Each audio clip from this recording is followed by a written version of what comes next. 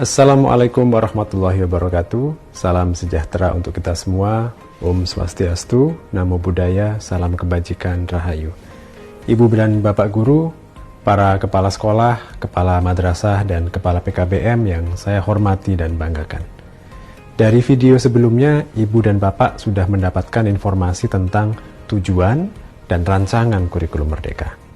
Di video ini saya ingin menyampaikan beberapa pesan terkait dengan penerapan kurikulum merdeka di satuan pendidikan.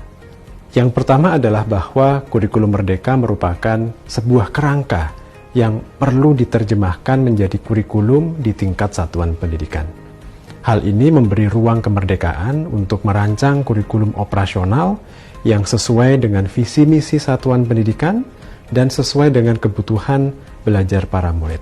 Dalam sistem yang demikian besar dan beragam, variasi kurikulum operasional ini adalah sebuah keniscayaan. Kurikulum operasional yang cocok untuk sebuah satuan pendidikan di Jakarta Pusat misalnya, bisa jadi berbeda dengan sekolah yang ada di Kepulauan Seribu. Proyek penguatan karakter yang cocok untuk murid-murid di kota metropolitan akan berbeda dengan yang cocok untuk mereka yang ada di kota nelayan atau di desa yang agraris. Pengaturan mata pelajaran yang diperlukan sebuah sekolah dasar yang muridnya sudah sering membaca buku dan berdiskusi dengan orang tuanya di rumah, tentu akan lain dari yang diperlukan sekolah dasar yang muridnya datang ke sekolah belum mengenal buku dan belum bisa membaca. Karena itu, fleksibilitas kurikulum merdeka menuntut inisiatif, keaktifan, dan juga kepercayaan diri ibu dan bapak guru untuk merancang kurikulum operasionalnya sendiri.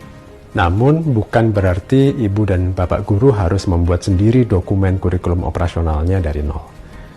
Kami di Kemdikbudristek sudah menyediakan banyak contoh kurikulum operasional, modul pembelajaran, dan dokumen-dokumen lain di platform Merdeka Mengajar.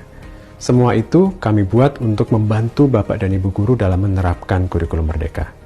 Tidak ada kewajiban satuan pendidikan untuk membuat dokumen-dokumen baru dari nol. Ingat, perubahan kurikulum ini seharusnya bukan soal administrasi, tetapi perbaikan kualitas pembelajaran. Karena itu, kurikulum merdeka juga tidak membakukan format-format dokumen. Bapak dan Ibu guru boleh saja menggunakan format yang sudah biasa digunakan. Bapak dan Ibu guru juga tidak harus mengembangkan semua dokumen dari nol karena, sekali lagi, sudah ada contoh-contoh yang bisa digunakan dan disesuaikan dengan kebutuhan sambil berjalannya waktu. Nah, ini pesan saya yang kedua. Jangan ragu untuk memanfaatkan berbagai contoh yang sudah tersedia, terutama di platform Merdeka Mengajar.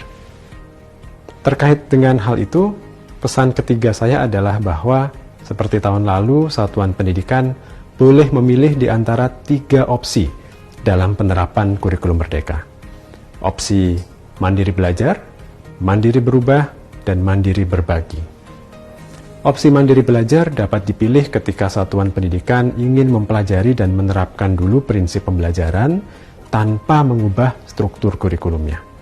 Artinya, satuan pendidikan baru akan mengubah struktur kurikulum mulai tahun 2024. Nah, sedangkan opsi mandiri berubah dan mandiri berbagi dapat dipilih jika satuan pendidikan ingin mengubah struktur kurikulumnya dengan kurikulum merdeka.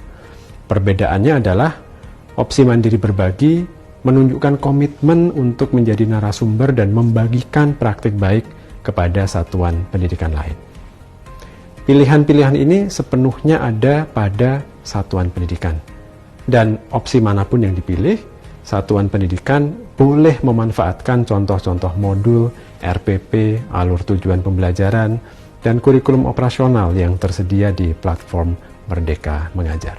Pesan keempat yang ingin saya sampaikan adalah bahwa penerapan kurikulum merdeka merupakan sebuah proses belajar. Karena itu, kunci keberhasilan penerapan kurikulum merdeka adalah refleksi bersama yang dilakukan para guru dalam komunitas belajar, baik di masing-masing satuan pendidikan maupun antar satuan pendidikan. Dalam komunitas belajar tersebut, guru bisa berbagi dan berdiskusi tentang prinsip-prinsip pembelajaran yang ada di berbagai panduan dan modul pelatihan di platform Merdeka Mengajar, juga di webinar-webinar yang diselenggarakan oleh Kemdikbudristek, maupun dari narasumber yang bisa diundang secara luring ataupun daring. Dalam komunitas belajar, guru bisa merefleksikan apa saja yang sudah dipahami dan apa saja yang mungkin masih terasa membingungkan. Apa yang sudah berdampak positif pada pembelajaran, apa yang belum, dan mengapa. Proses refleksi bersama inilah yang menjadi kunci keberhasilan penerapan kurikulum Merdeka. Ibu dan Bapak sekalian, pendaftaran untuk implementasi kurikulum Merdeka tahun 2023-2024 akan dibuka. Sebelum memilih jalur atau opsi implementasi, silahkan pelajari lebih lanjut tentang kurikulum Merdeka di halaman kurikulum.kemdikbud.go.id dan temukan berbagai referensi pembelajaran di platform Merdeka Mengajar atau yang bisa juga diakses di laman guru.kemdikbud.go.id.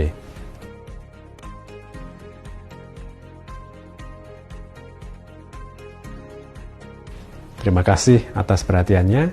Selamat belajar, tetap semangat dalam menyediakan pengalaman belajar yang aman, inklusif, menyenangkan sekaligus menantang untuk semua anak. Wassalamualaikum warahmatullahi wabarakatuh. Salam sejahtera untuk kita semua.